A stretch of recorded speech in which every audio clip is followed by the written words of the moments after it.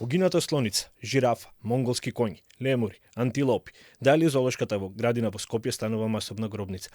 Од најразвиена и најпосетувана во регионот, до руинирана со и клуч на врата.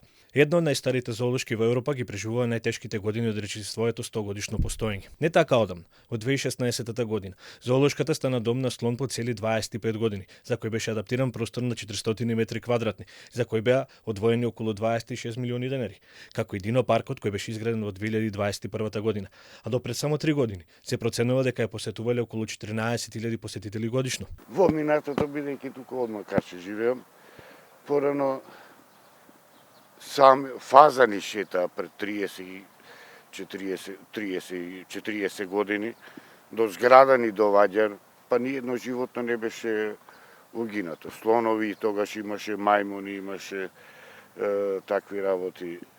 Онако што има и денеска, али слободно шетаа, па не беше ни толку ни заградено. Денес ситуацијата е целосно променета. Само во последните 3 години угинати се околу 40 екзотични животни, а се стравува дека бројката е далеку поголема. Дел од нив, како жирафата Каспер, за која се докажа дека угинала од бактеријата салмонела, која најчесто се наоѓа во контаминирана храна, е најдобар доказ за состојбата во која што се наоѓа скопската зоолошка, која моментално е под клуч поради присуство на птичиот грип, кој ги стави вработените во целосна изолација, но за среќа не беа заразени со опасниот вирус. Но ова не е единствен скандал. Во последните 3 години променети се 3 директори, од кои едниот од нив издал наредба да бидат заклани 10 коњи, а местото од нив да се користи за храна на животните, зашто остро реагира и самите вработени во зоолошката. Разрешница не доби ниту смртта на 3 расни монголски коњи, за кои постои сомневање дека се отруени со брзо разредувачки отров. Граѓаните се на став дека одговорност мора да има.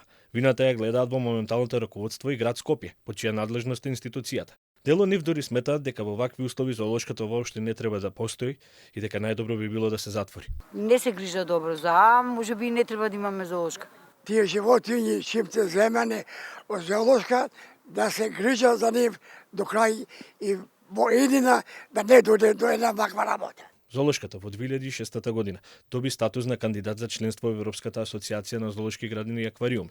Статус кој поради лошата инфраструктура и лошите услови во кои живеат животните, но и аквариумот кој зоолошката требаше да го изгради, а не го изгради, минатата година го изгуби и нема да има право да аплицира во следните 5 години. А со самото тоа нема да има можност за размена на животни со други зоолошки од Европа.